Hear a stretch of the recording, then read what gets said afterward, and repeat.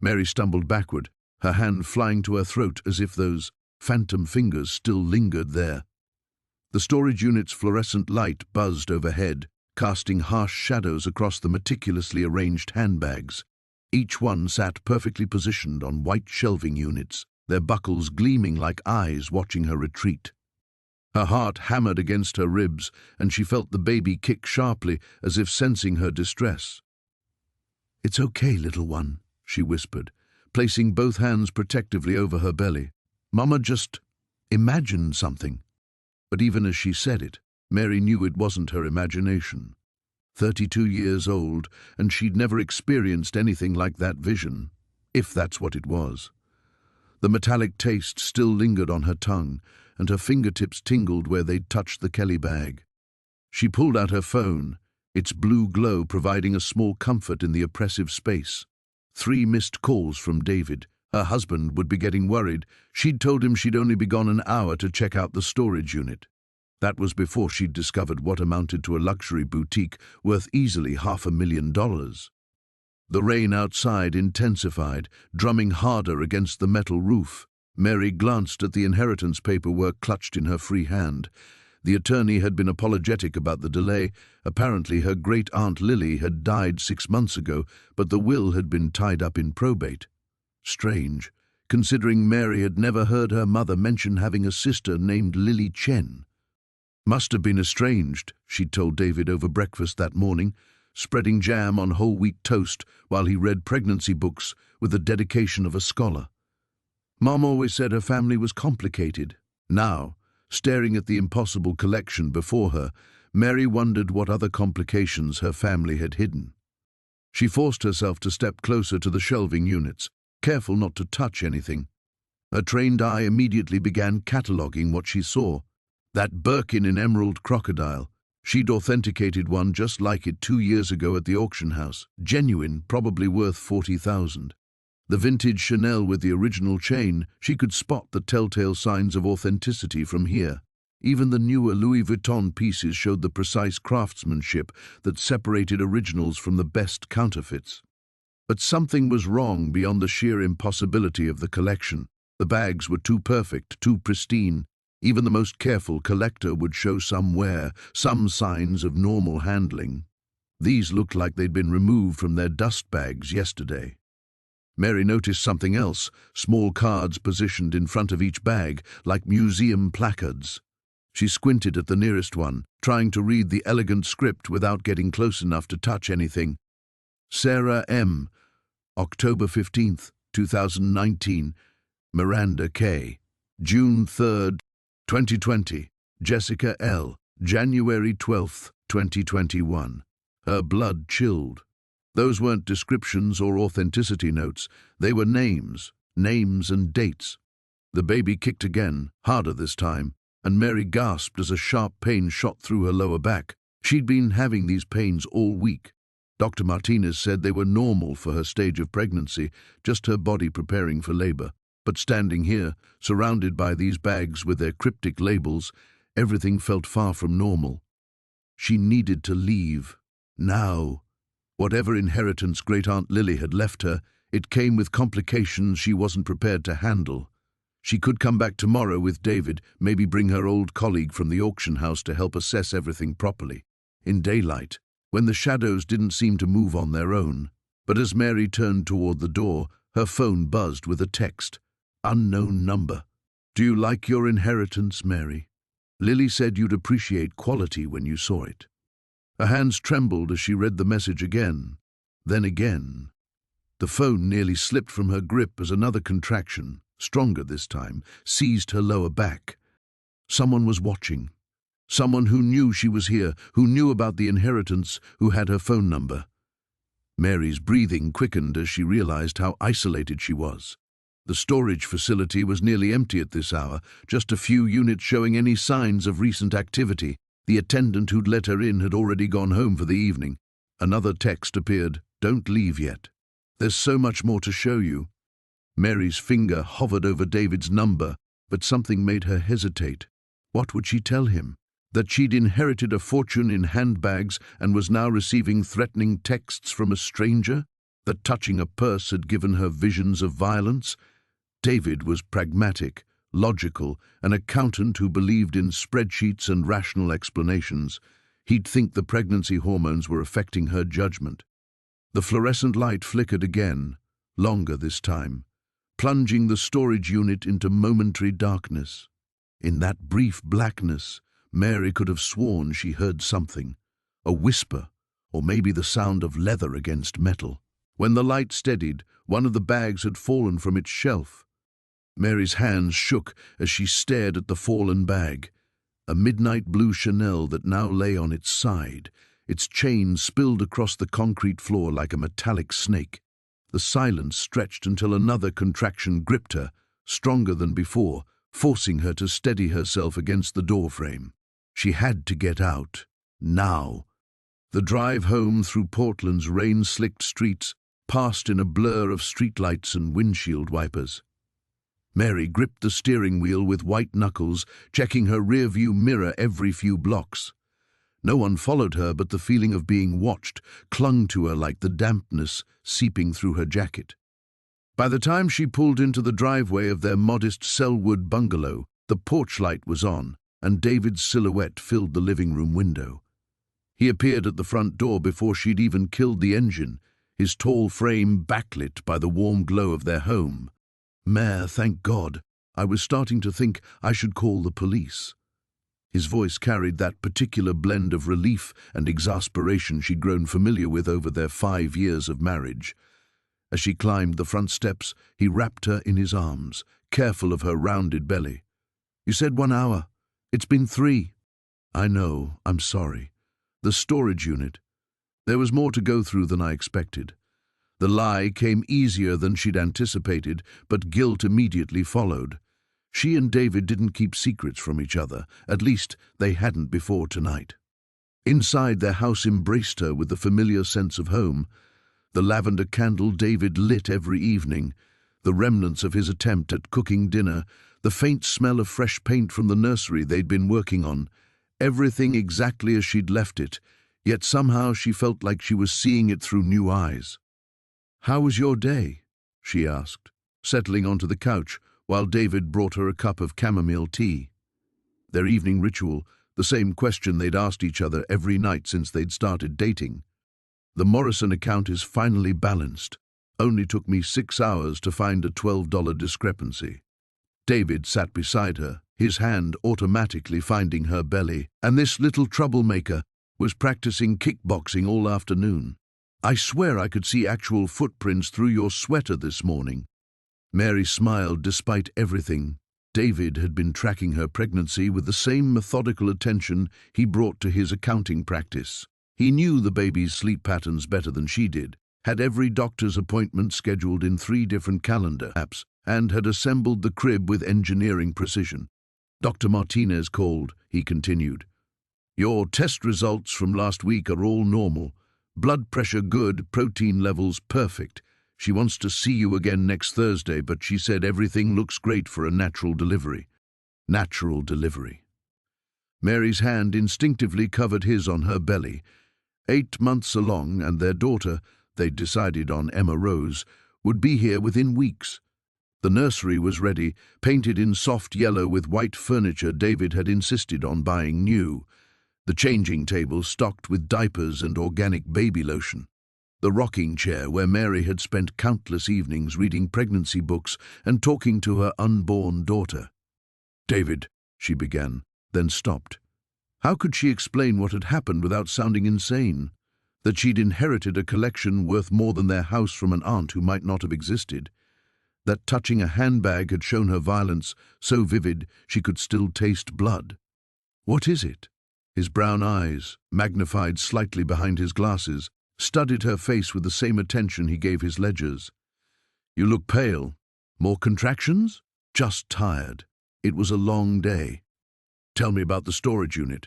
Anything valuable?" He was trying to hide his hope, but she could hear it. They'd been careful with money since she'd stopped working, living off his salary while they prepared for the baby. The $1,000 from her last authentication job had gone straight into Emma's college fund. Mary thought about the Kelly bag alone. Worth enough to pay off their mortgage. Some antiques. I'll need to research values before we decide anything. David nodded, satisfied with her practical answer. This was their life, measured, careful, planned. He'd proposed with a spreadsheet of their 5-year financial goals. They'd bought the house after months of research and comparison shopping. Even Emma had been planned, conceived during Mary's optimal fertility window according to the app David had downloaded. It was a good life, safe, predictable. Everything Mary had wanted after growing up with a mother who moved them 6 times before Mary turned 18, chasing dreams that never materialized.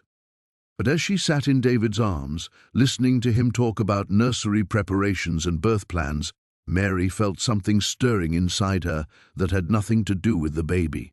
A restlessness she'd been suppressing for months, maybe years. When had her world become so small? When had she stopped taking risks entirely? Her phone buzzed against the coffee table. David glanced at it casually, then frowned. Who's texting this late? The message was visible on the lock screen. Sleep well, Mary. Tomorrow we'll talk about what you really inherited. Mary's stomach dropped as David leaned forward, squinting at the phone's glowing screen. The message seemed to pulse in the dim light of their living room, each word a small violation of the safety she'd thought their home provided. Unknown number, she said quickly, reaching for the phone. But David was faster, his accountant's instincts already analyzing the anomaly. What you really inherited? He looked at her with growing concern. Mary, what's going on? First you're gone for 3 hours, now you're getting cryptic messages from strangers about an inheritance you said was just some antiques. Another buzz, another message. The bags are just the beginning. Check your email. David's frown deepened. Bags? I thought you said antiques. Mary's mind raced. The careful life they'd built together, the measured trust between them, was cracking with each revelation. She could see David's mental spreadsheet adjusting, trying to balance an equation that no longer made sense. Let me see the phone, Mare. David, it's probably just... Please. His voice carried a firmness she rarely heard. You come home 3 hours late. You look like you've seen a ghost, and now someone's texting you about bags and inheritances. I'm your husband. I'm about to be the father of your child. Don't I deserve to know what's happening? The weight of his words settled between them. Emma chose that moment to kick, a sharp jab against Mary's ribs that made her gasp. Even their unborn daughter seemed to sense the shift in the room's atmosphere. Mary handed him the phone with trembling fingers. David scrolled through the messages, his expression growing more troubled with each word. When he finished, he set the phone down carefully, the way he did when he was trying to control his temper. Someone's been watching you, Mary. They know you went to the storage unit tonight. They have your phone number. He stood up, began pacing the small living room with agitated steps. We need to call the police. No. The word came out sharper than she intended. Not yet. Not yet? Mary, this is stalking, harassment, and you're 8 months pregnant. I know how pregnant I am. Another contraction seized her, stronger than the ones at the storage unit. She breathed through it, counting seconds the way Dr. Martinez had taught her. When it passed, she found David watching her with a mixture of fear and confusion. How long have you been getting these messages? Tonight was the first. She could give him that truth at least. And the bags? What bags? Mary closed her eyes. The moment felt like standing at the edge of a cliff, knowing that her next words would either pull them back to safety or send them both tumbling into something neither of them understood. Her laptop chimed from the kitchen table. New email. David moved toward it instinctively, but Mary struggled to her feet, intercepting him despite the awkwardness of her swollen belly. Let me... The email was from an address she didn't recognize. lilyslegacy@protonmail.com. The subject line read, Your true inheritance, time sensitive. Open it, David said quietly. He'd positioned himself behind her chair, his hands resting protectively on her shoulders. The email contained no text, only a series of attachments, photo files. Mary's cursor hovered over the first one, her heart hammering against her ribs. Whatever was in these photos would change everything. There would be no going back to their safe, predictable life once she opened them. Mary. David's voice was gentle but insistent. Whatever this is, we face it together. That's what marriage means. She thought about the vision that had overtaken her at the storage unit. The bloody hands, the muffled screams, the terror that had felt more real than her own memories. She thought about the perfectly arranged handbags worth more than most people's houses, each one tagged with a name and date like specimens in some horrific collection. Emma kicked again, and Mary placed her hand over her belly, feeling the solid reality of her daughter's presence. Whatever was happening, whoever was watching her, she was about to become a mother. She had responsibilities now that extended beyond herself, beyond even David. "Promise me something," she said, without opening the first attachment. "Promise me that no matter what we see, no matter how bad this gets, we protect Emma first. Everything else is secondary." David's hands tightened on her shoulders. "Mary, you're scaring me. Promise me." "I promise, but you have to promise me something too." He turned the chair so she faced him, his brown eyes serious behind his glasses. No more secrets, no more half-truths. Whatever this inheritance really is, whatever these messages are about, we handle it together, completely together. Mary nodded, knowing she was about to break that promise the moment she made it. Some truths were too dangerous to share, even with the people you loved most. She clicked on the first attachment. The photo that filled the screen showed a young woman with dark hair and frightened eyes, holding what appeared to be a pregnancy test. Below the image, a caption in elegant script, "Sarah Martinez, October 2019, 7 months pregnant, when she disappeared." Mary's finger froze above the trackpad. The young woman in the photograph stared back at her with eyes that held the same mixture of joy and terror Mary had felt when she'd first seen those 2 pink lines. Sarah Martinez looked like she could have been Mary's sister. Similar age, similar build, the same glow of early pregnancy mixed with something darker. Fear. "Jesus Christ," David whispered behind her. His grip on her shoulders tightened. "Mary, don't open any more. We're calling the police right now." But Mary was already clicking on the second attachment, driven by a compulsion she couldn't name. Another photograph appeared, a different woman, blonde this time, standing in what looked like a hospital parking garage. The caption read, "Miranda Thompson, June 2020, 8 months pregnant when she disappeared." 8 months, the same as Mary. "Stop." David reached for the laptop, but Mary pulled it closer to her chest, protecting it like she would protect Emma. "Mare, please, this is sick. These are missing people." "I know." Her voice came out smaller than intended. She recognized these faces now, fragments of memory clicking into place. Local news stories she'd half-watched while folding baby clothes.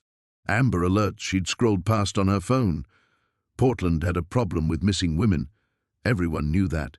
But seeing them like this, arranged like a collection, made her stomach turn. The third photo showed a redhead with freckles, visibly pregnant in a sundress. Jessica Liu, January 2021, 6 months pregnant when she disappeared. A pattern was emerging, and Mary's mind, trained to spot authentication details, to notice what others missed, catalogued the similarities despite her growing horror. All pregnant, all in their 3rd trimester or close to it, all within a 2-hour drive of Portland. "The bags," she whispered, understanding flooding through her like ice water. "Sarah Martinez." The card in front of the first bag said Sarah M. "What are you talking about?" David moved around the chair to face her, his accountant's mind struggling to process information that didn't fit into any logical framework. "What bags?" "Mary, you're not making sense." But she was making too much sense. That was the problem. The pristine condition of the handbags, the museum-like arrangement, the careful labeling with names and dates. They weren't stolen goods waiting to be sold. They were souvenirs, trophies. Emma kicked violently, as if sensing her mother's distress, and Mary doubled over as another contraction seized her. Stronger this time, lasting nearly 30 seconds. When it passed, she found David kneeling beside her chair, his face pale with worry. "That's the fourth one tonight," he said. "We need to go to the hospital. It's false labor." Dr. Martinez said, "Dr. Martinez didn't say you'd be receiving photos of missing pregnant women on the same night." David's voice carried an edge of panic she'd never heard before. "Someone is targeting you, Mary. Someone who knows you're pregnant, knows where you live, knows your phone number. And you're having contractions." The laptop chimed again. Another email. Mary's hands shook as she opened it, ignoring David's protests. This time, there was text above the attachments. "Sweet Mary. By now you understand what Aunt Lily really left you. She was so proud of her collection, you know, spent decades building it. Each piece tells a story, stories of young mothers who thought they were safe, who planned their futures and decorated their nurseries and picked out names for daughters they'd never hold. You have her gift, the same gift that made her such an excellent curator, the ability to see beyond the surface, to understand what others miss. Touch has always been your talent, hasn't it? Even as a child, you could hold an object and know its history. Lily left you more than handbags, dear. She left you her purpose, her calling, and with Emma coming so soon, your first contribution to the collection is perfectly timed. Don't disappoint her memory." L. Mary's vision blurred. The words seemed to pulse on the screen, and she could smell leather again, rich and expensive and wrong. Her hands felt sticky, though she knew they were clean. Somewhere in the distance, David was calling her name, but his voice sounded muffled, like he was speaking through water. "I never had an Aunt Lily," she managed to say. "My mother didn't have any sisters." "Mary, look at me." David's hands cupped her face, forcing her to focus on his worried brown eyes. "You're hyperventilating. Whatever this is, whoever is doing this, we're going to figure it out. But right now, I need you to breathe."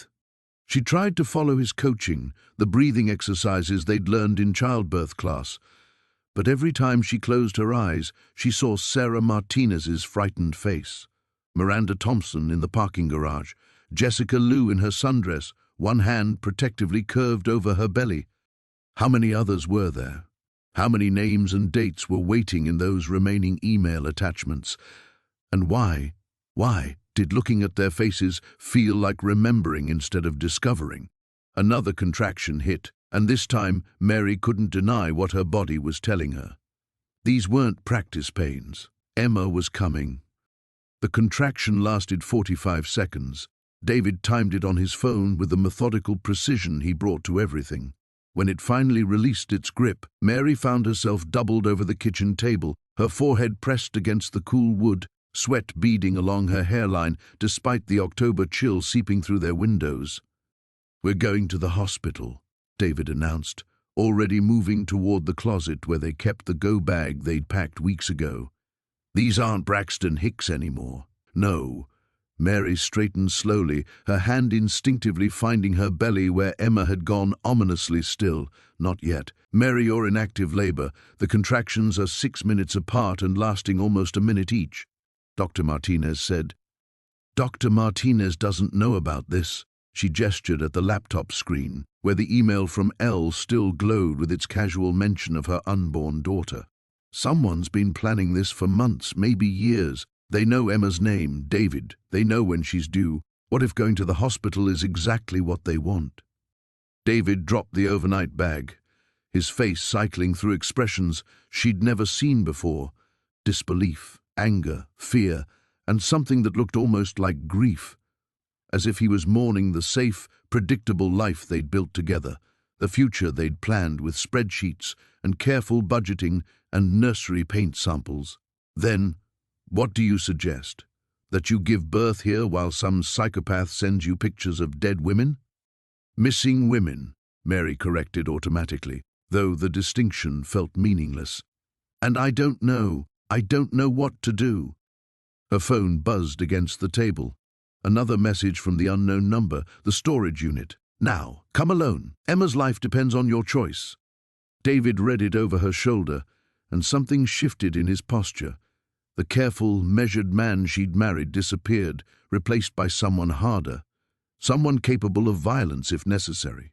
"Absolutely not," he said. "You're not going anywhere near that place." But Mary was already standing, driven by an instinct she couldn't name, the same instinct that had made her an exceptional authenticator, the ability to see patterns others missed, to understand the stories objects told. Every piece of evidence pointed to the same horrifying conclusion. Whoever was doing this had been planning for her specifically. The storage unit rented in her maiden name, the forged signature, the aunt who didn't exist but whose gift somehow explained abilities Mary had spent her whole life trying to rationalize. "What if they're already there?" she whispered. "What if they've been waiting? Then we call the police and let them handle it." And tell them what? That I inherited a storage unit full of stolen handbags from a dead relative who might not have existed. That I'm getting text messages from someone who claims to know our daughter's name? Another contraction was building, a tightening sensation that started in her lower back and wrapped around her belly like a vice. "They'll think I'm having a breakdown, pregnancy psychosis or whatever they call it." David's hands clenched and unclenched at his sides. "Maybe you are, maybe we both are, because none of this makes sense, Mary. People don't inherit collections of evidence from serial killers. Children don't get named by strangers, and pregnant women don't have psychic visions when they touch handbags." The contraction peaked, forcing Mary to grip the edge of the table until her knuckles went white. Through the pain, she heard David's words echoing psychic visions. She'd never told him about what happened when she touched the Kelly bag, the flood of memories that weren't hers. But somehow he knew. "How long?" she gasped, when the contraction finally eased. "How long have you known?" David's face crumpled. "The authentication jobs. You were too good at it, Mary. 99% accuracy rate when most experts struggle to hit 80. You'd hold a bag for 30 seconds and know not just whether it was real, but when it was made, sometimes even who owned it. I told myself you were just incredibly skilled, but you knew it was something else. I hoped it wasn't. I hoped our life could stay normal." He sat down heavily in the chair across from her. "When you stopped working, when we decided to focus on the pregnancy, I was relieved. I thought maybe whatever this was would go away." Mary's phone buzzed again. This time it wasn't a text, but a call from the unknown number. Without thinking, she answered. "Hello, Mary." The voice was warm, maternal, with a slight accent she couldn't place. "I see you're having some discomfort. Labor can be so unpredictable with first babies. Who are you?" Mary's free hand found David's across the table. "Someone who understands your gift. Someone who's been waiting a very long time to meet you. Lily spoke of you often before she passed. I don't have an Aunt Lily." "Of course not, dear. But she had you. And now it's time to claim your inheritance properly. The real inheritance. Come to the storage unit, and I'll explain everything about your abilities, about why you were chosen, about how to save Emma from the fate that awaits all daughters of our bloodline." The line went dead, leaving Mary staring at the phone while another contraction built in her spine. There was no going back now.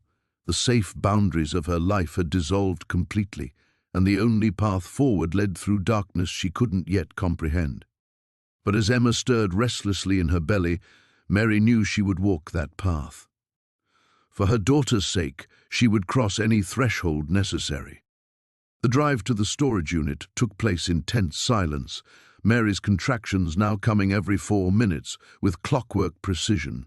David gripped the steering wheel until his knuckles went white, checking the rearview mirror obsessively as they wound through Portland's rain-slicked streets.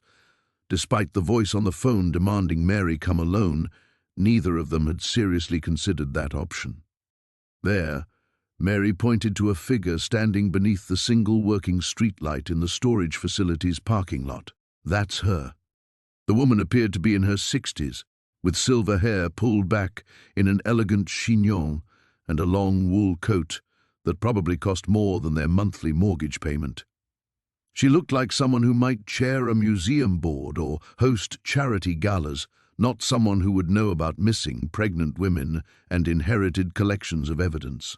"She doesn't look like a killer," David muttered, parking 20 feet away but leaving the engine running. Neither did Ted Bundy to most people. Mary unbuckled her seatbelt as another contraction seized her. Through gritted teeth, she added, "The worst monsters usually don't." The woman approached their car with measured steps, her hands visible and empty, a deliberate show of non-aggression. When she reached Mary's window, she tapped gently and waited for Mary to roll it down. "I'm Dr. Helena Vasquez," she said, her voice carrying the same maternal warmth from the phone call. "I was Lily's research partner for 30 years. May I?" She gestured toward the back seat. David started to object, but Mary found herself nodding. Something about Dr. Vasquez felt familiar in a way she couldn't explain, like recognizing a family resemblance in a stranger's face. Dr. Vasquez settled into the back seat with the careful movements of someone accustomed to expensive things. "First, let me assure you that Emma is not in danger from me. Quite the opposite. I've spent the last decade trying to prevent what's happening to you." "What exactly is happening to me?" Mary's voice came out sharper than intended as another contraction built.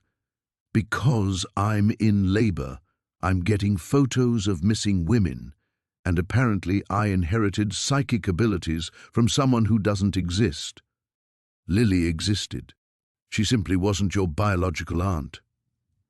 Dr. Vasquez opened a leather portfolio and withdrew several photographs. Not crime scene photos this time, but family portraits spanning several decades. She was part of an old bloodline, women who could read the emotional history of objects through touch. Psychometry, some call it, a gift that made them excellent authenticators, art historians, sometimes forensic consultants. Mary studied the photos despite the pain building in her lower back. The women did share certain features, dark eyes, delicate bone structure, an intensity in their expressions that seemed familiar. "But gifts like that attract attention," Dr. Vasquez continued. "Predators who understand how to exploit them. Lily spent 40 years documenting cases of women with psychometric abilities who disappeared, always during pregnancy when their powers were at their strongest." "Pregnancy enhances it?" David asked from the front seat, his accountant's mind latching onto concrete details even in crisis. "Hormonal changes, emotional sensitivity, the heightened neural activity. Yes, pregnancy can dramatically amplify psychometric abilities, which makes expectant mothers with the gift particularly valuable to certain collectors." The word collectors made Mary's skin crawl. "You mean the killer, the one who took those women in the photos?" "Killers, plural. It's not one person, Mary. It's a network. People who collect women like Lily collected evidence, who see psychometric gifts as commodities to be harvested and preserved." Dr. Vasquez leaned forward, her expression urgent. "Lily spent her life trying to expose them to protect women like you.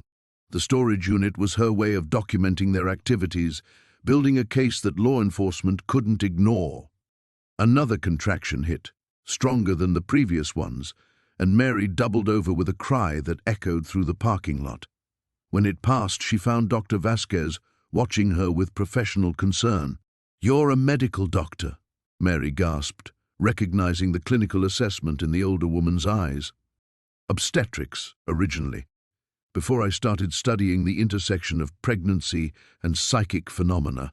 Dr. Vasquez checked her watch. "Your labor is progressing faster than normal for a first birth. The stress is accelerating everything." "Then we need to get to the hospital," David said, already shifting the car into drive.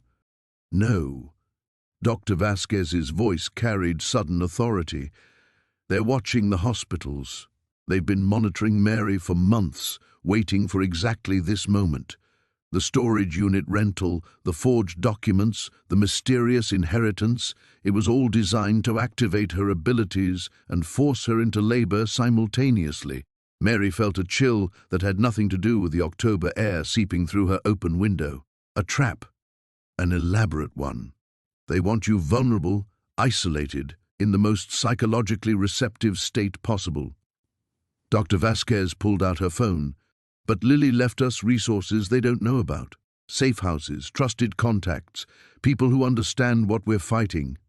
As if summoned by her words, headlights swept across the parking lot. 2 vehicles approached, a medical van and a sedan with tinted windows. Mary's heart hammered against her ribs until she saw Dr. Vasquez nod approvingly. "Your allies," the older woman said simply. People who've been protecting women like you longer than you've been alive. The real test was beginning. The medical van's doors opened with a soft pneumatic hiss, revealing two figures in dark clothing who moved with the practiced efficiency of emergency responders. But these weren't paramedics. Mary could tell from the way they scanned the parking lot, their hands hovering near concealed weapons, their eyes constantly moving to assess threats. Sarah and Marcus, Dr. Vasquez said quietly, stepping out of their car. They've been doing this for 15 years. Sarah approached first, a woman in her 40s with prematurely grey hair and kind eyes that didn't match the tactical vest beneath her jacket. She nodded to Dr. Vasquez before addressing Mary through the open window. "We have a clean delivery suite set up 3 miles from here," she said without preamble, fully equipped, sterile, and completely off any grid they might be monitoring.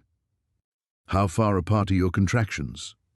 3 minutes, David answered when Mary couldn't speak through another wave of pain. His voice cracked slightly. "This is insane. We're supposed to trust our baby's life to people we met 20 minutes ago?" Marcus, tall and silent until now, pulled out a tablet and showed David a series of hospital surveillance photos. Grainy images of men in expensive suits, loitering in maternity ward waiting rooms, always during the births of women who later disappeared. The timestamps spanned 5 years. "They've infiltrated every major hospital within 100 miles, Marcus said. "Staff on payroll, security feeds compromised, patient records monitored in real time. The moment you walk into Oregon Health Sciences, they'll know." Mary watched David's face as he processed the images. She could see him struggling between his logical, methodical worldview and the horrifying evidence mounting before them. This wasn't supposed to be their story. They were supposed to have a normal birth, with epidurals and ice chips and proud grandparents in the waiting room. The other women Mary managed between contractions. Sarah Martinez, Miranda Thompson, they all went to hospitals. Dr. Vasquez nodded grimly. Every single one. They thought they were safe in public spaces, surrounded by medical professionals. They had no idea they were walking into carefully prepared hunting grounds. The sedan's occupants emerged next, a middle-aged man who looked like a lawyer and a young woman with the focused intensity of someone who'd seen too much too early. They flanked David's side of the car, creating what Mary realized was a protective formation. "We need to move," the woman said, checking her watch. "Hospital security will notice the anomalous traffic patterns soon. When your labor started accelerating, we intercepted at least 3 phone calls from hospital staff to unlisted numbers." "They're already mobilizing," Dr. Vasquez added, helping Mary out of the passenger seat as another contraction seized her. "The network has been waiting months for this moment. They know your due date, your doctor's schedule, your birth plan, everything except where you'll actually deliver." Mary found herself supported between Sarah and Dr. Vasquez as they walked toward the medical van. Each step felt surreal, like moving through a nightmare where the mundane details, the cool October air, the distant sound of traffic, David's worried murmuring behind her, couldn't quite anchor her to reality. "How many others have you saved?" she asked Sarah as they reached the van's open doors. Something flickered across Sarah's face. "Some. Not enough." The interior of the van looked like a miniature emergency room. Monitors, 4 equipment, oxygen tanks, everything needed for a high-risk delivery. But it also felt like a bunker, with reinforced walls and tinted windows that suggested this wasn't the first time they'd needed to hide someone in labor. "Mary," David caught her arm before she climbed inside. His eyes were red-rimmed with exhaustion and fear. "What if this is wrong? What if we're making the biggest mistake of our lives?" She wanted to comfort him, to promise that everything would work out the way they'd planned. But another contraction was building, and with it came something else, a sudden, vivid flash of memory that wasn't hers. A young woman in a hospital gown, screaming not from labor pains but from terror as unfamiliar hands reached for her newborn daughter. The vision lasted only seconds, but it left Mary gasping. "We don't have a choice," she whispered. "They're not just taking the mothers, David. They're taking the babies, too." Dr. Vasquez helped her into the van, while David stood frozen in the parking lot, his accountant's mind finally accepting that all the careful planning in the world couldn't protect them from a threat they'd never imagined. When he finally climbed in beside Mary, his hands were shaking. As the van pulled out of the storage facility, Mary caught a glimpse of their Honda in the side mirror, abandoned under the broken streetlight like evidence from someone else's life. The woman she'd been that morning, worried about nursery decorations and birth plans, felt like a stranger now. The real battle was just beginning, and Emma was running out of time. The van's engine hummed through Portland's empty streets while Mary gripped the medical bed's safety rails, each contraction now a relentless wave that left her gasping. Through the tinted windows, she watched familiar landmarks slide past. The coffee shop where she and David had their first date, the park where they'd discussed baby names, the life they'd built now feeling impossibly distant. 2 minutes apart, Sarah announced, checking the fetal monitor strapped around Mary's belly. The steady thrum of Emma's heartbeat filled the van, strong and defiant against the chaos surrounding her birth. David sat pressed against the van's wall, his face pale in the green glow of the medical equipment. How do we know this safe house actually exists? How do we know any of this is real? Dr. Vasquez was preparing an IV with practiced movements, but Mary caught the slight hesitation in her hands. Because Lily died protecting its location, because 12 other women have delivered safely there over the past decade, because... Her words cut off as Mary's phone buzzed with an incoming call, the same unknown number. This time, Mary answered before anyone could stop her, needing to hear the voice that had orchestrated this nightmare. "Running away won't change anything, Mary." The voice was different now, male, younger, with an undertone of barely controlled excitement. "We know exactly where you're going. We've known for weeks." "You're lying." But even as Mary said it, she felt a chill of recognition. The van's route, the safe house location. How many people had been involved in planning this escape? How deeply had the network infiltrated Dr. Vasquez's operation? "Ask Dr. Vasquez about Rebecca Morrison," the voice continued. "Ask her what happened the last time she tried to hide one of our candidates in that charming little facility." Mary watched Dr. Vasquez's face drain of color. The older woman's hands stilled on the IV tubing, and Mary knew without being told that Rebecca Morrison hadn't survived whatever had happened. "They found her," Dr. Vasquez whispered. 3 weeks ago, we thought the location was secure, but they took her during the delivery, the baby too." The van swerved suddenly as Marcus, driving, spotted something in the rearview mirror. "We've got company." 3 vehicles, coordinated approach. Through the rear window, Mary could see headlights maintaining perfect formation behind them, too precise to be coincidental traffic. The trap had been sprung the moment they'd chosen to run. Another contraction hit, stronger than anything before, and with it came a flood of psychometric visions that nearly blinded her. Dozens of women, all in labor, all terrified. Hospital rooms that looked normal until you noticed the cameras, the restraints, the men in suits taking photographs of newborns like they were cataloging inventory. "They're not just collecting us," Mary gasped as the vision faded. "They're breeding us. Multiple generations. They want Emma because they want her children, and her children's children." "Mary, you need to focus on breathing," Sarah urged, but her voice carried new urgency. The monitors around them were beeping faster, showing signs of fetal distress. David grabbed Mary's hand. "What do you see? What are the visions telling you?" Mary closed her eyes, letting herself sink deeper into the psychometric connection that pregnancy had amplified beyond anything she'd experienced. She saw the safe house, a converted medical clinic surrounded by trees. But in her vision, it was already compromised. Men positioned in the woods, surveillance equipment, a carefully orchestrated ambush waiting for their arrival. "We can't go to the safe house," she said. "They're already there." Marcus's voice crackled through the van's comm system. "Options are limited. Hospital's out, safe house is compromised. We're running out of road." Mary felt Emma shifting restlessly inside her, as if sensing her mother's terror. The contractions were coming continuously now, her body preparing for delivery, whether they found safety or not. But through the pain and fear, something else emerged, a fierce protective instinct that transformed her terror into razor-sharp focus. "There's another way," she said, surprising herself with the steadiness of her voice.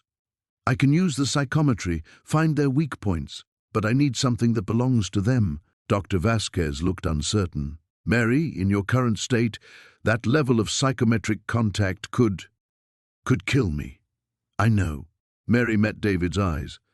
"But if we keep running, they'll take Emma anyway. At least this way we fight back." The van's engine strained as Marcus took a sharp turn, trying to evade their pursuers. In the distance, Mary could hear sirens, whether police or more of the network's resources she couldn't tell. "There's a bag," Dr. Vasquez said quietly. "In the storage unit evidence, we brought one piece, a clutch that belonged to their leader. But Mary, the psychic residue on something like that." Mary was already extending her hand. "Give it to me." As her fingers closed around the leather clutch, the last remnants of her normal life dissolved completely. The visions that flooded her mind weren't just memories, they were a direct connection to the predator who had orchestrated everything. And for the first time, the connection flowed both ways. He could feel her touching his mind, just as she could feel his. The real battle had begun. The moment Mary's fingers touched the clutch, the world exploded into fragments of borrowed memory and stolen pain. But this time was different, catastrophically different. Instead of glimpsing the past, she was pulled directly into the present consciousness of their hunter, and he was waiting for her. "Welcome, Mary." His mental voice slithered through her mind, with the intimacy of a lover's whisper. She tried to pull back, to break the connection, but her fingers seemed fused to the leather. Around her, she could hear David shouting her name, Dr. Vasquez calling out medical instructions, but their voices came from impossibly far away. "Did you really think you could touch something so precious to me without consequences? I've been preparing for this moment since the day you were born." Through his eyes, Mary saw the van from above, a thermal image on a sophisticated tracking screen. They weren't just being followed, they were being herded. Every turn Marcus made, every evasive maneuver had been anticipated and allowed. The network had surveillance, satellites, military-grade equipment, resources that made their desperate escape look like children playing hide-and-seek. But worse than the technical superiority was the emotional landscape of the mind she'd touched.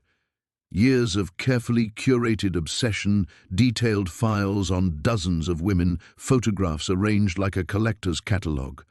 Mary saw herself in that collection, photos taken from impossible angles over months of surveillance, pictures of her morning walks, her prenatal appointments, intimate moments with David that should have been private. "You're my masterpiece, Mary, the culmination of 3 generations of careful breeding." The psychometric connection deepened against her will, and Mary felt her consciousness being pulled further into his memories. She saw Lily, her supposed aunt, as a much younger woman, pregnant and terrified in what looked like a medical facility, but Lily hadn't been her aunt. She'd been her grandmother, taken during her own pregnancy 40 years ago. Mary's mother hadn't died in a car accident. She'd been born in captivity, raised in the network's facilities, eventually used for breeding before being eliminated when her usefulness ended. Mary herself was the product of that program, 3rd-generation psychometric genetics refined through decades of selective breeding. Every woman you've seen in those bags, every missing person report, they were all family, Mary. Your cousins, your sisters, your aunts. And now it's time to come home. The van shuddered to a halt, and Mary dimly heard Marcus cursing over the radio.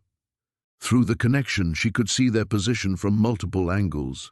They were surrounded. The pursuing vehicles had been a distraction. The real trap had been laid ahead of them. "Mary!"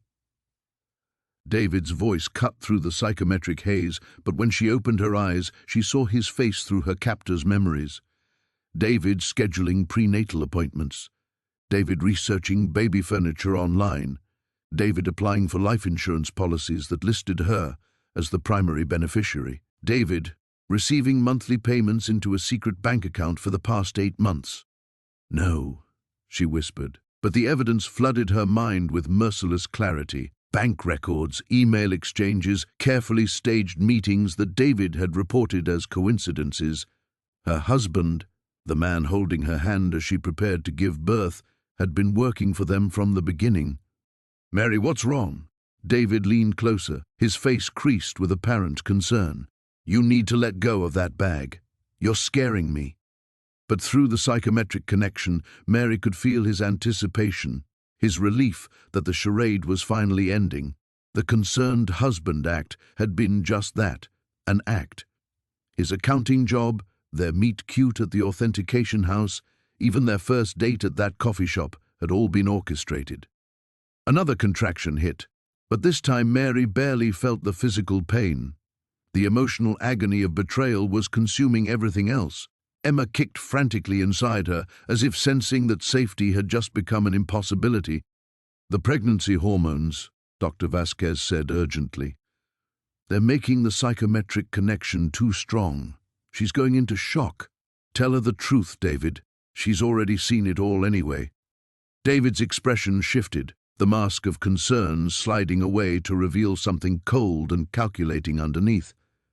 "I'm sorry, Mary. I really am. But Emma's genetic potential is extraordinary. She'll have a good life, I promise, better than what we could have given her." The van doors opened from outside, and Mary saw men in medical scrubs approaching with a gurney. Not paramedics, handlers. She tried to move, to fight, but the psychometric connection had left her paralyzed, trapped between her own consciousness and the predator's mind. Dr. Vasquez lunged forward, trying to break Mary's grip on the clutch, but David caught her arm. "Don't interfere, Elena. You've played your part perfectly." Even her rescue had been orchestrated. The safe house, the medical van, the elaborate chase, all designed to stress Mary into early labor while ensuring she ended up exactly where they wanted her, isolated, vulnerable, and in the final stages of delivery. As the handlers lifted her onto their gurney, Mary felt the last of her hope dissolve. Emma was coming whether she wanted to fight or not, and when she arrived, she'd belonged to monsters. The connection flowed both ways, but she was the only one drowning in it. Mary's consciousness floated in the space between her own mind and her captor's, but something fundamental had shifted. The paralyzing shock of David's betrayal crystallized into something far more dangerous. Absolute clarity. Through the psychometric connection, she could feel the predator's confidence, his certainty that the game was over. But he had made one crucial miscalculation. He had never touched the mind of a woman who had already lost everything.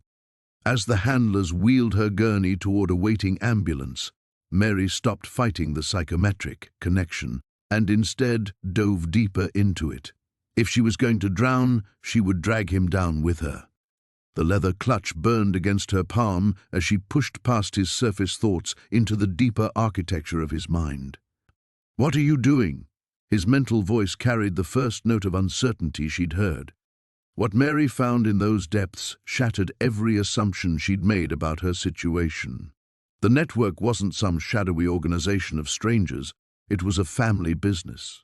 The predator whose mind she touched was her uncle, her mother's brother, and the breeding program wasn't about creating psychic abilities, it was about controlling them. Women with psychometric gifts had been systematically hunted for generations, not just by this network, but by others like it around the world. The stolen memories, the inherited trauma, the visions that had plagued Mary since childhood, they weren't random psychic phenomena. They were deliberate installations, psychic conditioning designed to make her more receptive to mental control. Every woman in those storage unit bags had been family.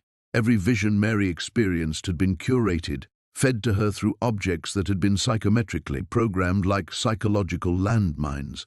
Even her discovery of the storage unit hadn't been chance.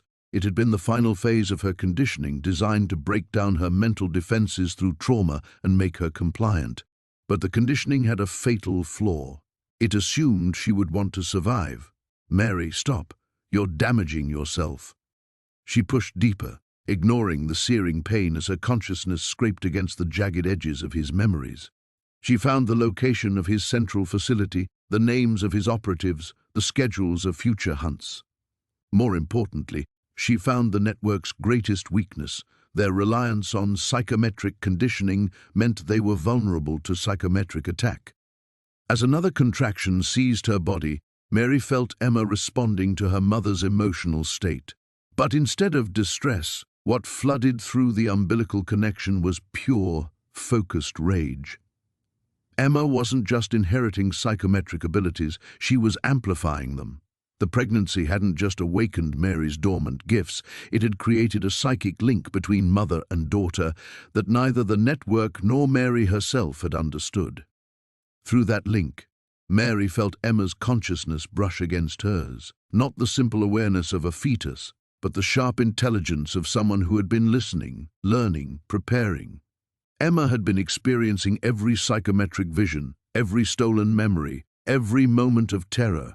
She knew exactly what awaited her at birth, and she was as angry as her mother. 2 generations of psychometric ability Mary projected into her captor's mind, channeled through a single connection. Did you really think you could control this? The gurney stopped abruptly as the handlers stumbled, suddenly experiencing a flood of traumatic memories that weren't their own. Around them, car alarms began blaring as Mary and Emma's combined psychometric energy overloaded every electronic device within a 50-foot radius. The carefully orchestrated capture was dissolving into chaos as decades of suppressed psychic potential exploded outward. David appeared at her side, his face pale with genuine fear now. "Mary, you need to calm down. You're going to hurt yourself. You're going to hurt Emma." But Mary could see the truth in his mind now.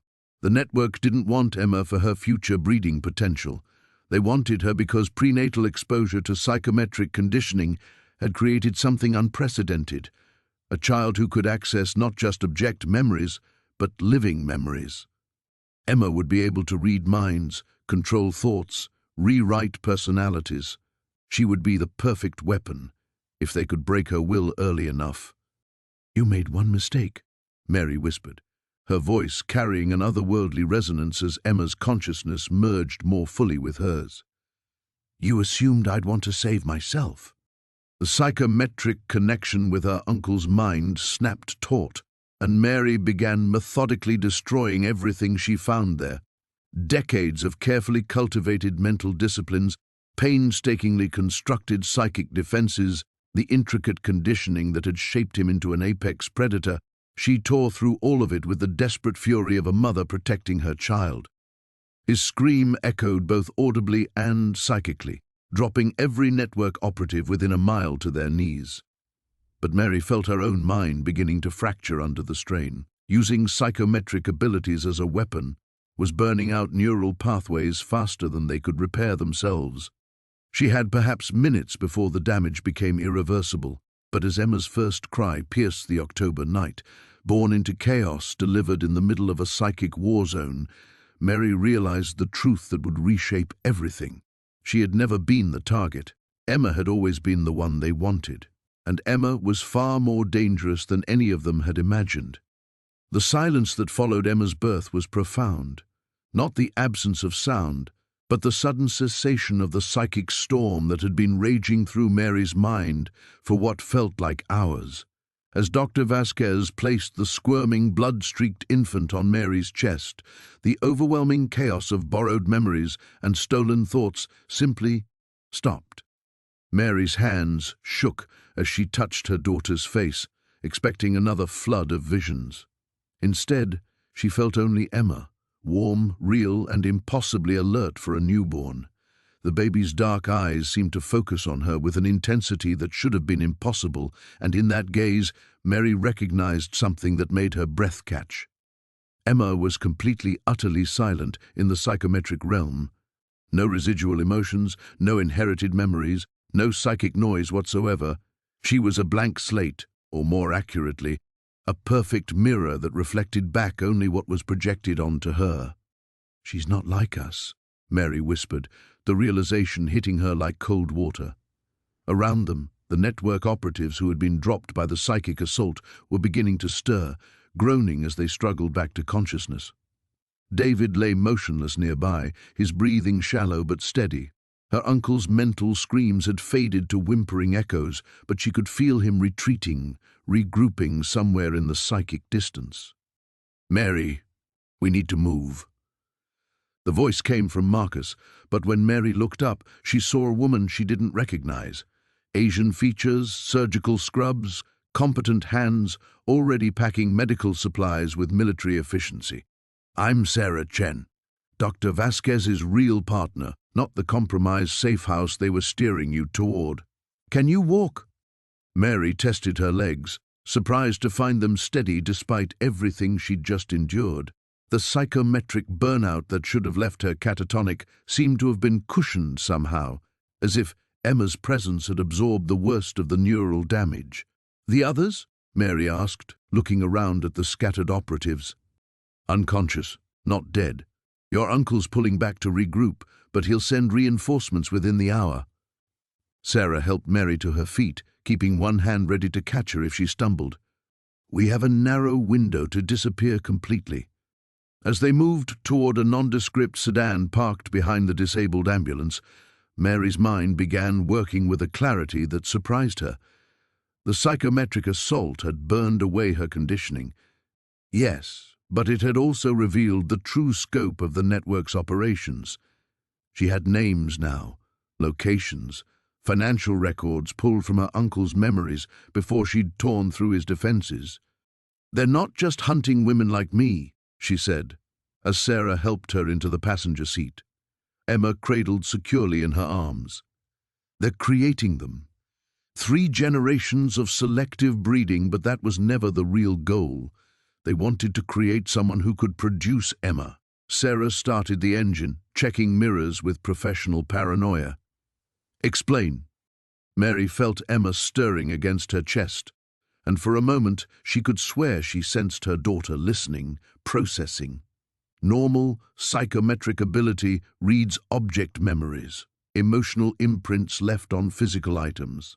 But Emma can read living minds directly, without the trauma filter that drives most psychics insane. She's not inheriting memories, she's accessing them in real time. "A living psychometric interface," Sarah breathed. They could use her to extract information from anyone, rewrite personalities, create perfect sleeper agents. "Or," Mary said, feeling a smile touch her lips for the first time in hours, "we could use those same abilities to dismantle their entire operation from the inside out." The sedan pulled onto the highway, joining anonymous traffic as Portland's lights faded behind them. Mary closed her eyes and carefully extended her psychometric senses, testing the damage from her mental battle. Some pathways were indeed burned out, but others had been strengthened, refined by the conflict. She was different now, less raw power but far more control. "Where are we going?" she asked. "Safe house." A real one this time. Sarah's voice carried grim satisfaction. "Dr. Vasquez has been building a network of her own, women who escaped, families of victims, even some legitimate law enforcement who've been trying to track these bastards for years. We've been waiting for someone who could give us actionable intelligence." Mary looked down at Emma, who had fallen asleep with the profound unconsciousness of the newly born. But even in sleep, her daughter's presence felt like a shield, not just protection, but potential. The network had spent decades creating the perfect psychic weapon, assuming they would control her from birth. They had never considered that Mary might choose to teach her daughter to fight back. "How long do we have?" Mary asked. "To disappear completely? Maybe 6 hours before they mobilize everything." Sarah glanced in the rearview mirror. "To prepare for war? That depends on how fast your daughter learns."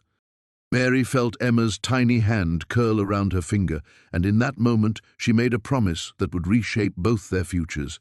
The network had taken everything from her, her family, her husband's love, her sense of reality itself. But they had also given her the tools for revenge, the road back. The safe house materialized from the pre-dawn darkness like something from a fever dream. a converted warehouse in the industrial district where Mary had once authenticated luxury goods in her former life. The irony wasn't lost on her as Sarah pulled into the loading dock. 6 months ago, she'd been examining designer handbags for authenticity. Now she was examining memories for truth, and everything she'd once believed had proven counterfeit. Underground entrance, Sarah explained, killing the engine. The building's been gutted and rebuilt. Faraday cage construction to block psychic scanning, multiple exit routes, and a medical wing that's better equipped than most hospitals. Mary adjusted Emma's position against her chest, feeling her daughter's steady heartbeat through the thin hospital blanket. In the past hour, she'd made a decision that terrified and exhilarated her in equal measure. She wasn't running anymore. She was going hunting. "I need to see everything," Mary said as they descended into the facility.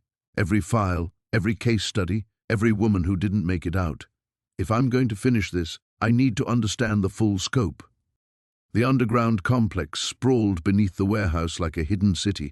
Women moved through corridors with the efficient urgency of soldiers preparing for battle. Some carried files and laptops, others checked weapons with professional competence. Mary recognized the expression on their faces because she felt it in her own chest. The cold focus of people who had lost everything and decided to make that loss count. Dr. Vasquez, the real Dr. Vasquez, not the network's plant, emerged from what looked like a command center. She was younger than Mary had expected, with prematurely grey hair and eyes that had seen too much. "Mary, thank God Sarah found you in time. How are you feeling?" "Different," Mary said honestly. "The psychometric burnout changed something fundamental. I can access memories now without being overwhelmed by them. It's like Emma's presence is filtering the trauma response." Dr. Vasquez nodded grimly. "We've theorized about that. Prenatal exposure to psychometric conditioning might have created a symbiotic mental link. Emma could be unconsciously protecting you from psychological damage while learning from every experience you have." They entered a briefing room where wall-mounted screens displayed an intricate web of connections, names, dates, locations, financial records. Mary recognized some of the information from her uncle's memories, but this was far more comprehensive. Decades of investigation, survivor testimony, and painstakingly reconstructed evidence. "Your assault on your uncle's mind gave us more actionable intelligence in 5 minutes than we've gathered in the past 5 years, Dr. Vasquez continued. "But it also accelerated their timeline. They're pulling operatives from international cells, liquidating safe houses, preparing for a total offensive." Sarah activated a series of displays showing satellite footage and traffic cameras. 12 facilities across North America, at least 40 active operatives that we can identify. But the real prize is their breeding archive. Genetic records, psychological profiles, and conditioning protocols for every psychometric bloodline they've tracked for the past century. Mary studied the data, feeling Emma stir against her chest as if responding to her mother's emotional state. "Where's the archive?" "Downtown Portland. The building where you used to work, actually. The authentication house was a front operation, designed to attract women with natural psychometric abilities to luxury goods, objects that had been deliberately imprinted with conditioning triggers." The pieces fell into place with sickening clarity. Mary's job hadn't been career advancement, it had been recruitment.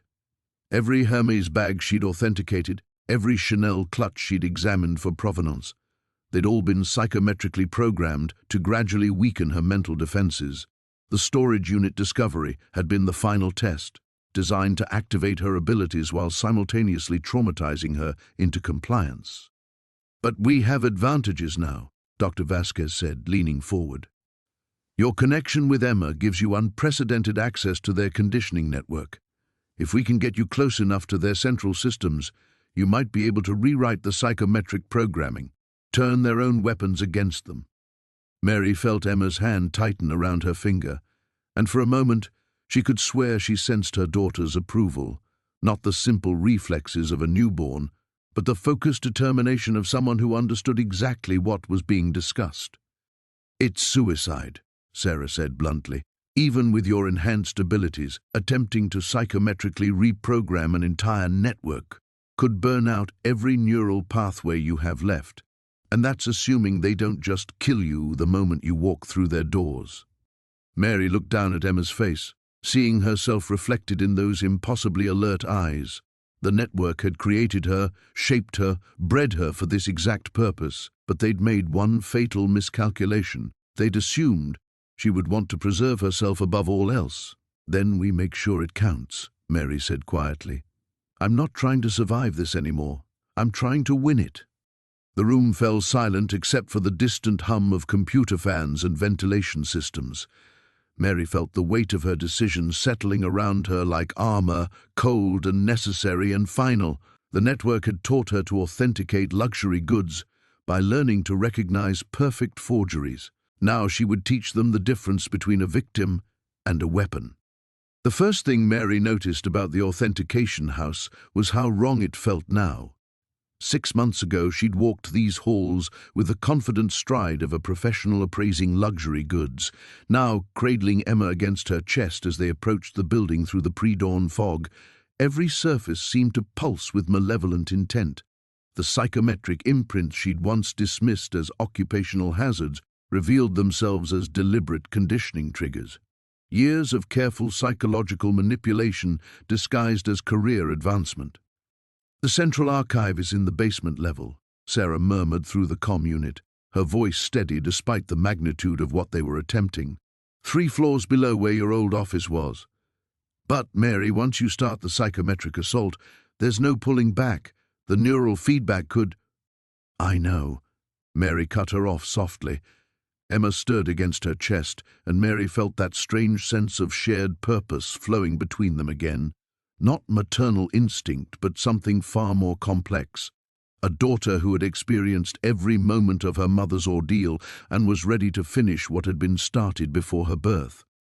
The building's lobby stretched before them like a mouth. Mary had once admired its minimalist elegance, the way morning light filtered through floor-to-ceiling windows to illuminate displays of authenticated handbags.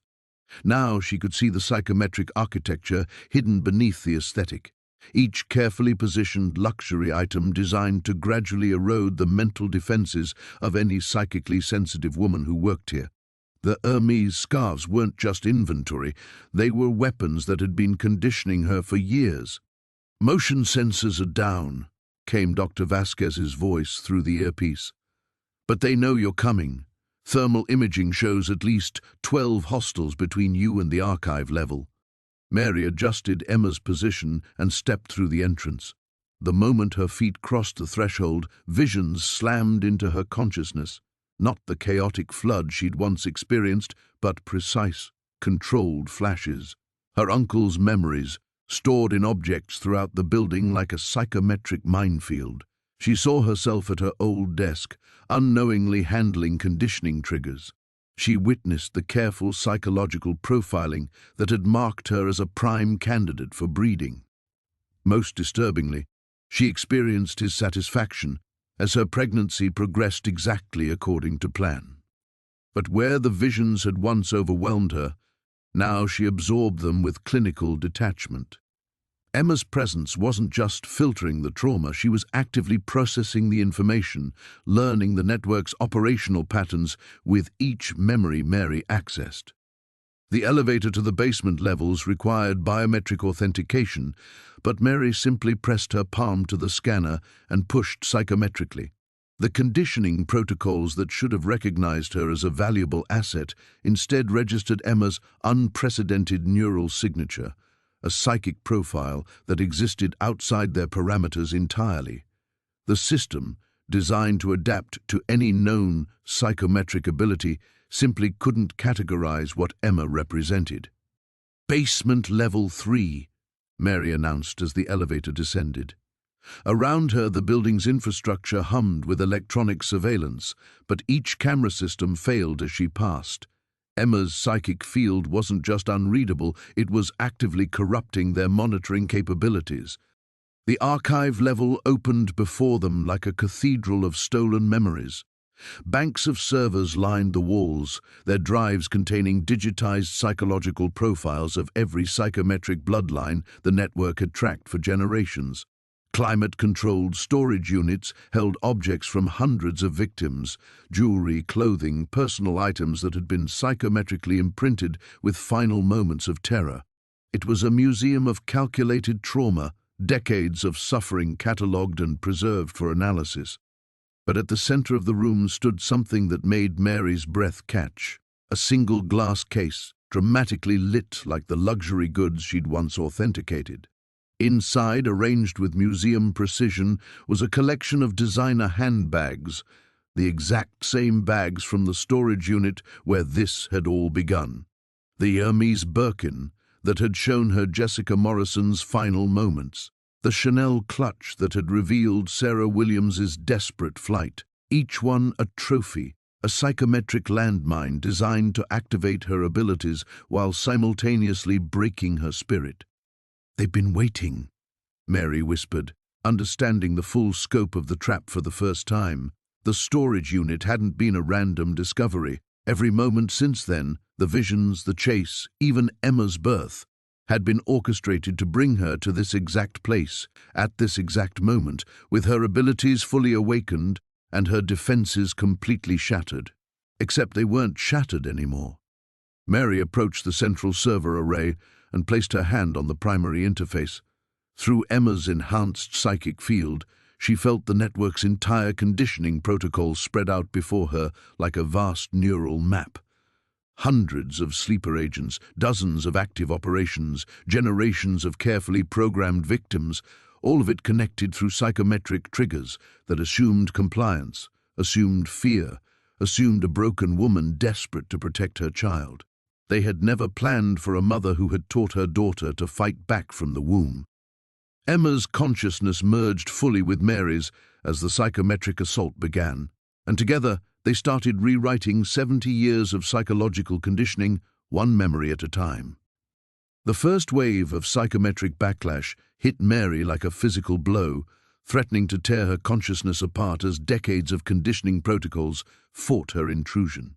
But Emma's presence anchored her, their merged awareness cutting through the network's defenses with surgical precision. Around them, server banks began overheating as Mary rewrote core programming at the quantum level, turning each carefully crafted trigger into a weapon against its creators. "You're destroying everything we built." The voice came from behind her, and Mary turned without removing her hand from the interface. Her uncle stood in the archive entrance, flanked by operatives whose faces she recognized from stolen memories. But he looked different now, older, diminished. The psychometric assault she'd launched against him had left visible damage. One side of his face twitched with involuntary spasms, and his left eye couldn't seem to focus properly. "Not destroying," Mary said calmly, feeling Emma's consciousness pulse with shared determination. "Redirecting. Every sleeper agent you've conditioned is about to receive new programming. Instead of compliance, they'll experience complete psychological freedom. Instead of fear, they'll remember everything you took from them." Her uncle stepped closer, his remaining functional eye blazing with rage. "You're killing yourself, Mary. The neural feedback from rewriting this much conditioning will burn out every synapse you have left. Emma will be orphaned, helpless." "Emma will be free," Mary replied, and through their psychic link she felt her daughter's fierce agreement. "And she won't be alone." The operatives moved to flank her, but Mary was already 3 steps ahead. Through the server network, she accessed the building's security systems and turned them against their masters. Doors sealed, cutting off escape routes. Environmental controls began flooding the upper levels with sedative gas. Emergency protocols activated, sending distress signals to legitimate law enforcement agencies along with detailed evidence of the network's crimes. "You can't possibly understand what you're interfering with," her uncle snarled.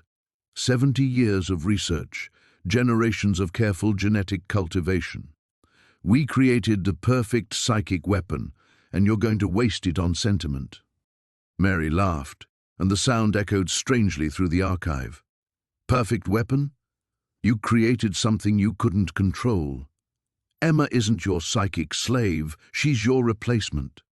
As if to demonstrate, Emma's consciousness reached out through the server network and began systematically corrupting every psychological profile, every conditioning protocol, every carefully constructed behavioral modification. Where her uncle's generation had used psychometric abilities to break minds, Emma was healing them, restoring agency to victims who had been programmed for decades. The glass case containing the trophy handbag suddenly exploded, sending shards across the archive floor. Mary felt each bag's stored memories releasing like pressure from a burst dam, but instead of traumatic visions of death and suffering, she experienced something else entirely. Final moments of defiance, last thoughts of love for children and families, the unbreakable human spirit that no amount of conditioning could truly destroy. "Impossible," her uncle breathed, staggering backward as the psychometric feedback began affecting him too. Those memories were locked, filtered through trauma conditioning. No one should be able to access. "The love," Mary finished. "You recorded everything, but you never understood what you were seeing. These women weren't broken by what you did to them. They were strengthened by what they were protecting." Around them, the archive began to physically deteriorate as decades of psychometric programming unraveled. Equipment sparked and failed. Temperature-controlled storage units opened, releasing preserved evidence that would dam the network completely. Emergency lighting bathed everything in pulsing red, making the scene look like the interior of a dying heart. Mary's uncle pulled a pistol, his hand shaking with neurological damage. "I won't let you destroy everything." "You already did," Mary said quietly. Emma stirred against her chest, and Mary felt her daughter's consciousness expand outward like a supernova of pure psychic energy. Not the raw, uncontrolled power that Mary had inherited, but something far more sophisticated. The ability to read, rewrite, and redirect human consciousness itself. Through Emma's enhanced senses, Mary felt every remaining network operative in the building suddenly stop moving. Their conditioning was being systematically erased and replaced with something unprecedented, complete psychological autonomy coupled with perfect memory of everything that had been done to them and others. "They're not your soldiers anymore," Mary said as her uncle's weapon clattered to the floor. "They're witnesses, and they remember everything." The final server bank went dark, and with it, the last of the network's conditioning protocols died. Mary felt Emma's consciousness gently withdraw from the digital interface, leaving behind a transformed system that would take authorities years to fully understand. But the damage, or rather the healing, was already spreading through quantum-encrypted channels to every network facility worldwide. Her uncle collapsed, his remaining defenses finally overwhelmed by the psychometric feedback. As he fell, Mary experienced one last memory from his shattered mind, the sudden, terrifying realization that they had never been creating a weapon at all. They had been nurturing their own extinction. Mary stood over her uncle's collapsed form, feeling the weight of what she had just accomplished, settling into her bones like lead. The archive around them continued its death throes, sparking electronics, failing climate controls, decades of carefully preserved evidence now exposed to the world. But the true cost of victory was only beginning to reveal itself. Through her psychic connection with Emma, Mary felt something fundamentally changing. The neural pathways that had allowed them to merge consciousness, to rewrite an entire network's conditioning protocols, were beginning to burn out. Each synapse that had channeled Emma's unprecedented power was paying the price, neural tissue overloading beyond its capacity to heal. "Mom," Emma said, and Mary's heart stopped. A 6-week-old daughter had spoken her first word, but it carried the weight of an adult's understanding, the terrible clarity of someone who knew exactly what was happening. Emma's eyes, those impossibly alert eyes that had been her constant companion through this nightmare, now held a depth of knowledge that no child should possess. "I know, sweetheart," Mary whispered, holding her daughter closer. Through their fading connection, she could feel Emma's psychic abilities stabilizing into something manageable, human-scaled. The godlike power that had allowed them to destroy the network was condensing back into the mind of a normal baby, but at a cost that made Mary's chest tighten with loss. Emma would be psychically gifted, yes. She would retain enough sensitivity to protect herself from future manipulation. But the transcendent consciousness that had made their victory possible was already retreating, leaving behind only fragments of memory and a bond between mother and daughter that would never be entirely broken. "The backup servers in Geneva are going dark," came Sarah's voice through the earpiece, distant and filled with awed disbelief. "Mary, whatever you've done, it's cascading through their entire global network. We're getting reports of sleeper agents worldwide suddenly remembering their conditioning, rejecting their programming. It's like watching 70 years of psychological warfare unravel in real time." Mary nodded, though Sarah couldn't see her. She could feel it too, the ripples spreading outward through quantum-encrypted channels, reaching every network facility, every conditioned operative, every carefully programmed victim. The healing Emma had initiated would take years to fully manifest, but the foundation had been laid. The network's power to control human consciousness had been permanently broken. But Mary's power to share in Emma's transcendent awareness was breaking too. She felt the connection between them shifting, becoming something more recognizable. The normal psychic bond between mother and child, enhanced but no longer overwhelming. Emma was withdrawing her consciousness back into the safe boundaries of infant development, protecting herself from the neural damage that Mary was absorbing alone. "Smart girl," Mary murmured, understanding what her daughter was doing. "You're saving yourself for a normal childhood, for the life they tried to steal from both of us." The weight of that sacrifice hit her fully as emergency lights continued to pulse around them. Mary had gained the power to destroy the network, but in doing so, she was losing the superhuman connection that had defined her relationship with Emma since birth. From now on, her daughter would grow up as a gifted but essentially normal child, while Mary would carry the permanent neural scarring of their psychometric assault. Emma's eyes were already losing some of their unsettling adult awareness, becoming more appropriately infant-like. But before the connection faded completely, Mary felt one last pulse of communication from her daughter, not words, but pure emotional understanding. Gratitude, love, and something that felt unmistakably like a promise that the sacrifice had been worth it. "The authorities are mobilizing," Dr. Vasquez reported through the comm. "FBI, Interpol, local law enforcement. They'll want to debrief you, but Sarah's already arranging protective custody. Mary, you've exposed the largest psychological warfare network in human history. You're going to be safe, both of you." Mary looked down at Emma, who was now sleeping peacefully against her chest like any normal baby. The psychometric visions that had tormented Mary for months were gone, burned away in the neural firestorm of their final assault. The luxury goods around the archive no longer pulsed with stolen memories. They were just expensive objects, rendered powerless by the destruction of the conditioning network that had given them meaning. She had won. The network was destroyed, its victims freed, its power broken permanently.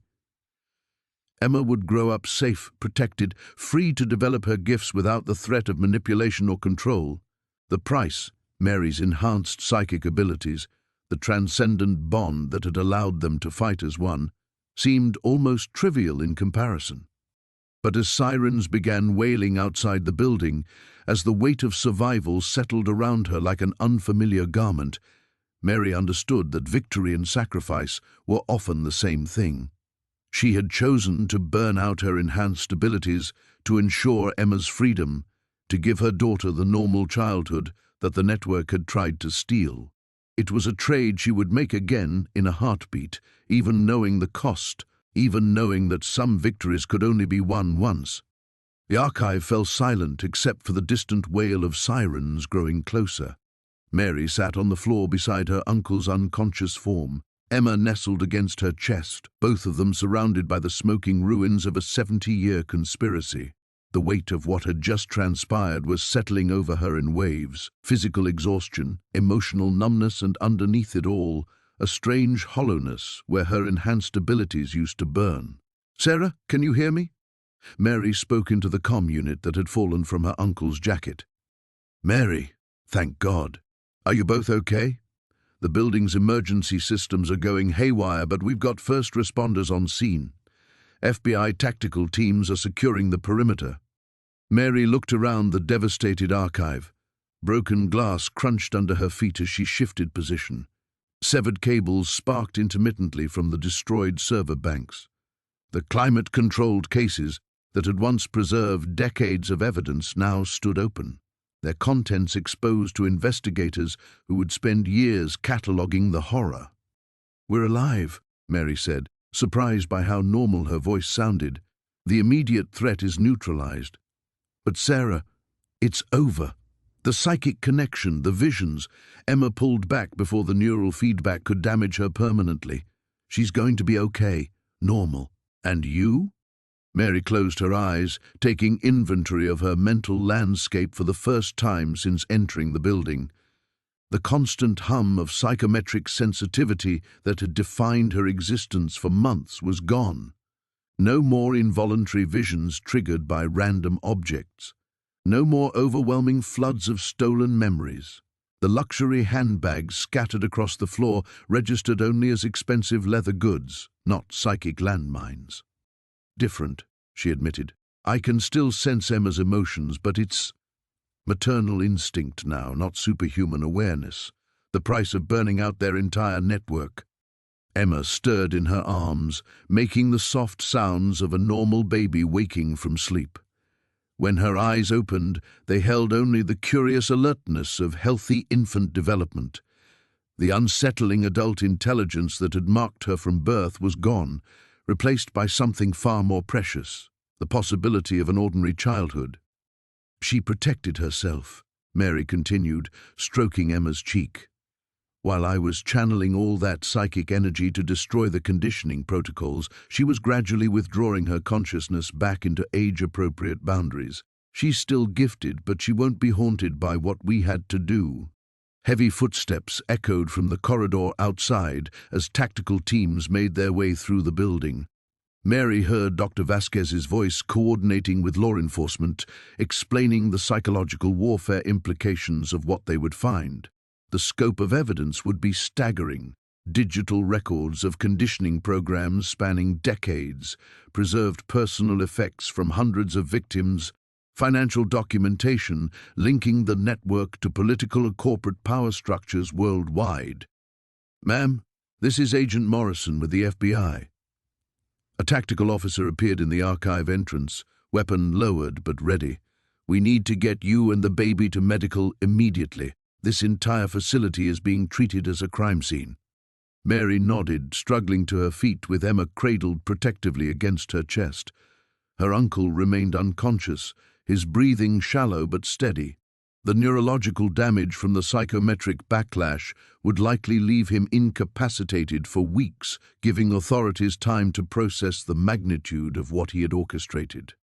"He'll need specialized medical attention," Mary told the agent. "The neural feedback from our psychic assault, he may have sustained permanent brain damage." Agent Morrison spoke into his radio, coordinating medical evacuation for multiple casualties. As they prepared to leave the archive, Mary took one last look at the devastated room. Months ago, discovering that storage unit full of designer handbags had seemed like a stroke of incredible luck. Now she understood it had been the opening move in a game that spanned generations. But the game was over. The players were dead or captured. The board itself had been destroyed so thoroughly that it could never be reconstructed. Emma began to fuss as they reached the elevator, hungry and tired after the ordeal. The sound was achingly normal, not the preternaturally calm silence that had marked her during their psychic fusion, but the ordinary demands of an infant who needed feeding and comfort. Mary felt tears she didn't expect sliding down her cheeks. "It's okay, sweetheart," she whispered as they ascended toward ground level. "You did so well. You saved everyone. And you saved yourself, too." The elevator doors opened to reveal a scene of controlled chaos. FBI agents photographed evidence, paramedics treated network operatives who had collapsed when their conditioning protocols were overwritten. Dr. Vasquez approached with a medical team, her expression mixing professional concern with obvious relief. "The neural scans we're getting from you both show successful disengagement from the psychometric feedback loop," she reported as they loaded Mary and Emma into an ambulance. "Emma's brain patterns are normalizing toward typical infant development. Your psychic abilities appear to have stabilized at baseline human levels. You're both going to recover fully." As the ambulance pulled away from the building, Mary looked back at the facility where her ordeal had finally ended. Soon it would be swarming with investigators, psychologists, and intelligence analysts trying to understand how a network of psychic manipulation had operated undetected for 70 years. But Mary's part in that investigation could wait. For now, she had a daughter to protect, a life to rebuild, and the profound relief of knowing that Emma would grow up free from the legacy of inherited trauma that had defined too many generations. The victory had cost them their transcendent connection, but it had bought them something far more valuable, the chance to be an ordinary mother and daughter, bound by love rather than psychic necessity. The return. 3 weeks later, Mary stood in the doorway of her Portland apartment, keys trembling slightly in her hand. The building looked exactly the same. Red brick facade, familiar scuff marks on the lobby floor, the perpetually broken mailbox she'd complained about to management for months. But everything felt different through her transformed perspective, as if she was viewing a life that had belonged to someone else. Emma slept peacefully in her carrier, the afternoon light streaming through windows that no longer triggered psychometric visions. Just sunlight now, just glass and warmth, and the ordinary magic of a Portland autumn. Mary had spent the past weeks in FBI protective custody, in sterile rooms with kind doctors and patient debriefing sessions, gradually learning to navigate a world where touching objects didn't flood her mind with borrowed trauma. The silence in her head was still unsettling.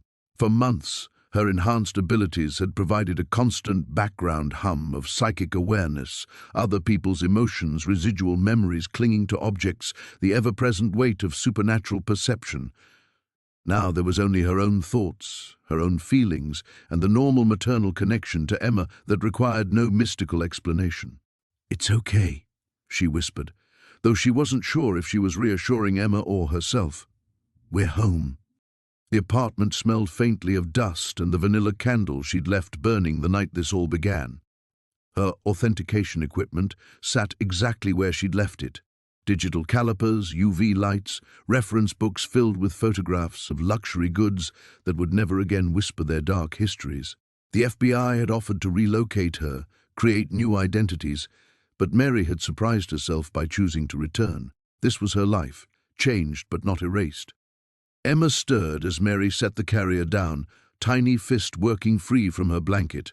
At 2 months old, she looked remarkably ordinary, alert but not unnaturally so, curious about her surroundings in ways that suggested healthy development rather than supernatural awareness. The pediatric neurologists had marveled at her brain scans, documenting the remarkable way she had protected her developing consciousness from permanent damage. She essentially performed psychic surgery on herself, Dr. Vasquez had explained during their final consultation, preserving just enough sensitivity to remain naturally gifted while burning away the dangerous enhancements that could have destroyed her personality. "It's unprecedented." Mary settled into the rocking chair she'd bought during her pregnancy, lifting Emma for feeding. The routine felt almost impossibly normal after weeks of medical monitoring and psychological evaluation. No visions interrupted the quiet moment. No stolen memories intruded on the simple pleasure of nourishing her daughter. Just the weight of Emma's small body, the sound of contentment, the late afternoon light painting everything golden. A soft knock interrupted the peace. Mary tensed reflexively, then forced herself to relax as she recognized David's voice calling her name. Her husband, a concept that still felt strange after everything that had happened. He'd flown back from his conference the moment Sarah contacted him. had spent the past weeks navigating federal investigators and medical specialists with the shell-shock determination of someone whose world had been redefined overnight. "Come in," Mary called softly, not wanting to disturb Emma's feeding. David entered hesitantly, still moving like he was afraid the apartment might shatter if he breathed too hard. The past weeks had aged him, carved new lines around his eyes and a careful wariness in his movements. He'd been briefed on everything, the network, the conditioning, the psychic abilities, but understanding it intellectually and accepting it emotionally were different challenges entirely. "How are you feeling?" he asked, settling carefully on the couch across from her. "Really feeling, not the answer you give the doctors." Mary considered the question seriously. "Empty in some ways. Like there's this space in my mind where something used to live and now it's just quiet, but also relieved. I can touch things without seeing how people died. I can hold Emma without worrying that I'm exposing her to psychological trauma she's too young to process." David nodded slowly. "The FBI called this morning. They've arrested network operatives in 12 countries. Hundreds of victims are coming forward as their conditioning breaks down. You saved a lot of people, Mary." "We saved them," she corrected, looking down at Emma's peacefully nursing form. "Emma did most of the actual work. I was just the delivery system. And now?" Mary met her husband's eyes, seeing the question he was really asking. Could they rebuild their marriage after revelations that had shattered every assumption about their life together? Could they raise Emma normally after everything she'd been through? Could they ever truly feel safe again? "Now we learn how to be a family," Mary said. "A normal family with an extraordinary daughter who's choosing to be as ordinary as possible. We figure out bedtime routines and teething and first words that come at developmentally appropriate times." Emma finished feeding and settled into sleep against Mary's shoulder. Outside, Portland continued its familiar rhythms, traffic, distant conversations, the sound of a city that had no idea how close it had come to being the center of a psychological war zone. Mary understood now that some victories required learning to live with their aftermath. She had gained a daughter, exposed a conspiracy, and saved countless victims, but she had also lost abilities that had briefly made her something more than human. It was, she decided, watching Emma's peaceful face, an acceptable trade, the new beginning. 6 months later, Mary stood in her kitchen watching Emma attempt to eat mashed sweet potato with more enthusiasm than accuracy.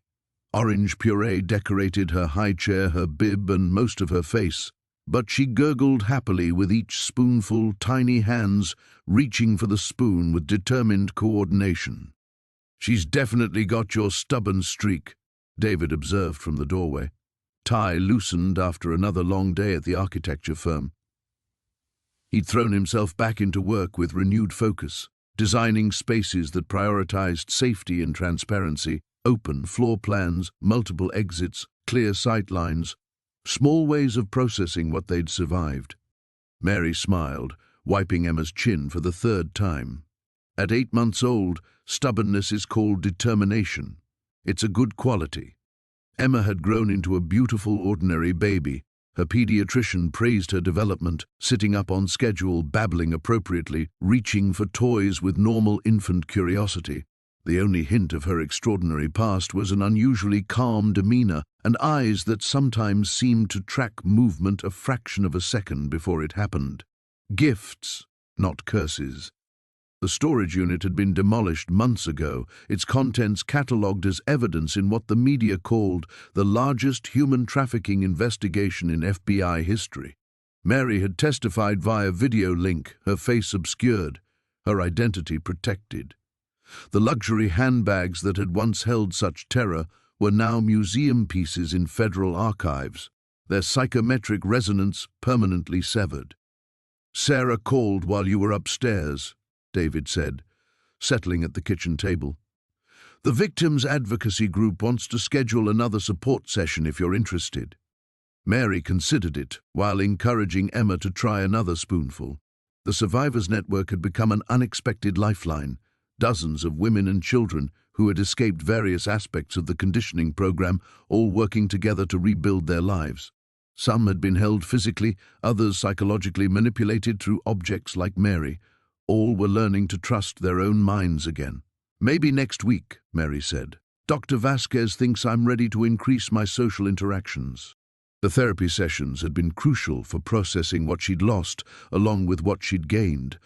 Her enhanced abilities were gone permanently. The neural pathways burned out by the psychometric assault that destroyed the network.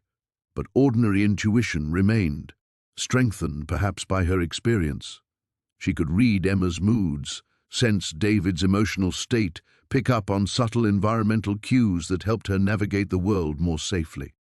Emma dropped her spoon with a delighted squeal, watching it clatter to the floor. Mary retrieved it automatically, marveling at how such simple moments had become precious. No visions interrupted the mundane task. No borrowed trauma intruded on the domestic peace. Just a mother picking up after her daughter's meal, exactly as it should be. "I've been thinking about going back to work," Mary said, surprising herself with the admission. "Not authentication. I don't need to touch luxury goods ever again. But maybe consultation work, helping law enforcement understand psychological manipulation techniques. There are other networks out there, other victims who need advocates." David reached across the table to squeeze her hand. "Are you sure you're ready?" "I'm sure I'm different," Mary replied, watching Emma explore the texture of sweet potato with her fingers. "The question is whether different means damaged or evolved. I think it might be both." The sunset painted their kitchen golden as they finished Emma's dinner and began the evening routine. Bath time, story time, the careful choreography of infant care that had become their new normal. Emma splashed happily in her bath, babbling sounds that were almost words but not quite, developing exactly as she should. As Mary lifted her daughter from the warm water, she caught a glimpse of their reflection in the bathroom mirror. Two faces side by side, unmistakably mother and child, but carrying no trace of the supernatural bond that had once defined them. Emma's eyes held only innocent curiosity, free from the adult awareness that had marked her earliest weeks. "You chose this," Mary whispered, wrapping Emma in a soft towel. "You chose to be ordinary, to have a childhood, to grow up without the weight of inherited trauma. Thank you for that choice." Emma gurgled contentedly, tiny hand grasping Mary's finger with perfect trust. Later, after David had read Emma to sleep, and they'd settled together on the couch with tea, Mary felt the profound quiet of their apartment settling around them like a blessing. No psychic disturbances, no supernatural threats, just the sound of their daughter breathing peacefully in the next room and the ordinary miracle of a family safe at home. "Do you miss it?" David asked softly. "The abilities, being able to see things." Mary considered the question, watching steam rise from her cup. "Sometimes. It felt like being part of something larger, connected to mysteries most people never experience. But I wouldn't trade what we have now for anything." Outside, Portland hummed with its familiar evening rhythms. Somewhere in the city, other families were settling into their own routines, unaware of the network that had once threatened to steal their children's futures. The victory Mary and Emma had won belonged to all of them: the right to ordinary happiness, the freedom to raise children who would never know the weight of inherited evil. Emma stirred in her crib, making the soft sounds of a dreaming baby, and Mary felt her heart expand with simple human love. This was enough. This was everything.